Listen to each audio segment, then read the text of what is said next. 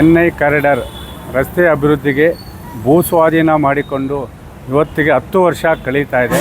ಆದರೆ ಗಡಿಭಾಗದ ಏತರಹಳ್ಳಿ ಮತ್ತು ಚಿಕ್ಕನಹಳ್ಳಿ ರೈತರ 1ನೇ ಕಂತನ್ನು ರೈತ ಸಂಘದ ಹೋರಾಟ ಮತ್ತು ನೊಂದ ರೈತರ ಹೋರಾಟದಿಂದ ಮಾನ್ಯ ಜಿಲ್ಲಾಧಿಕಾರಿಗಳು ಮತ್ತು ತಾಲೂಕು ದಂಡಾಧಿಕಾರಿಗಳು ಉಪತಹಸೀಲ್ದಾರ್ ಅವರು ಬಿಡುಗಡೆ ಮಾಡಿ, ಆದರೆ 2ನೇ ಕಂತಿನ ಹಣ ಚಿಕ್ಕನಹಳ್ಳಿಯ ರೈತರಿಗೆ ಸೇರಿದಂಥ 2ನೇ ಕಂತಿನ ಹಣ ಚಿತ್ತೂರು ಪಿ ಡಿ ಅವರ ಒಂದು ಖಾತೆಯಲ್ಲಿದೆ.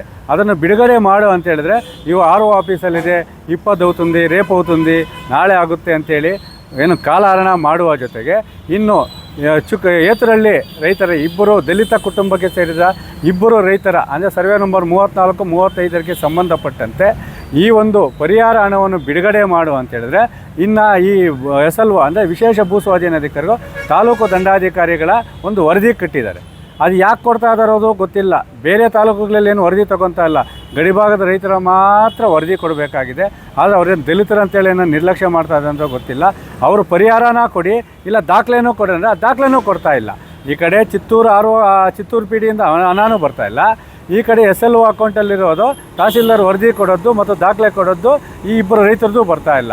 ಒಟ್ಟಾರೆಯಾಗಿ ರೈತರ ಶೋಷಣೆ ಮಾಡುತ್ತಿರುವ ವಿಶೇಷ ಭೂ ಸ್ವಾಧೀನಾಧಿಕಾರಿಗಳು ಮತ್ತು ಚಿತ್ತೂರು ಪಿ ಡಿ ಅವರ ರೈತ ವಿರೋಧಿ ಧೋರಣೆಯನ್ನು ಖಂಡಿಸಿ ಕಟ್ಟಕಡೆಯ ಹೋರಾಟವಾಗಿ ದಿನಾಂಕ 1/8/2024 ಗುರುವಾರ ಬೆಳಗ್ಗೆ 7 ಗಂಟೆಯಿಂದ ಏತರಹಳ್ಳಿ ಮತ್ತು ಚಿಕ್ಕನಹಳ್ಳಿ ಭಾಗವಾಗಿ ಹಾದು ಹೋಗುವಂತರ ಚೆನ್ನೈ ಕಾರಿಡಾರ್ ರಸ್ತೆ ಕಾಮಗಾರಿಯನ್ನು ಸಂಪೂರ್ಣವಾಗಿ ಸ್ಥಗಿತಗೊಳಿಸಿ ಬಾಬಾ ಸಾಹೇಬ್ ಅಂಬೇಡ್ಕರ್ ಮತ್ತು ಕುರಿ, ನಾಯಿ, ಹಂದಿಗಳ ಮತ್ತು ಜಾನುವಾರುಗಳ ಸಮೇತ ಅಹೋರಾತ್ರಿ ಧರಣಿಯನ್ನು ಹಮ್ಮಿಕೊಳ್ಳುವ ಎಚ್ಚರಿಕೆಯನ್ನು ವಿಶೇಷ ಭೂ ಸ್ವಾಧೀನಾಧಿಕಾರಿಗಳಿಗೆ, ಮುಳಬಾಗಿಲು ತಾಲೂಕು ದಂಡಾಧಿಕಾರಿಗಳಿಗೆ, ಚಿತ್ತೂರು ಪಿ ಡಿ ಅವರಿಗೆ ನೀಡುವ ಜೊತೆಗೆ ನಮ್ಮ ಹೋರಾಟ ಪೊಲೀಸರ ಲಾಠಿನೇ ಬರಲಿ, ಅವರ ಬೂಟೇ ಬರಲಿ, ಗುಂಡಿಕ್ಲಿ, ಯಾವುದೇ ಕಾರಣಕ್ಕೂ ಹೋರಾಟವನ್ನು ಕೈ ಬಿಡಲ್ಲ.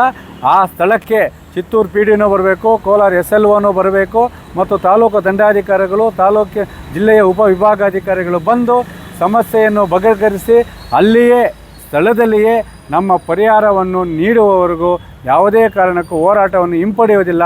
ನಮ್ಮ ಪ್ರಾಣವನ್ನು ಬೇಕಾದ್ರೂ ಬಿಡ್ತೀರಿ, ಪರಿಹಾರವನ್ನು ಪಡೆಯುವವರೆಗೂ ನಮ್ಮ ಹೋರಾಟ ಹಿಂಪಡೆಯುವುದಿಲ್ಲ ಅಂತೇಳಿ ಸಂಬಂಧಪಟ್ಟ ಇಲಾಖೆಗಳಿಗೆ ಎಚ್ಚರಿಕೆಯ ಜೊತೆಗೆ ಮನವಿಯನ್ನು ಮಾಡ್ತಾಯಿದ್ದೀವಿ.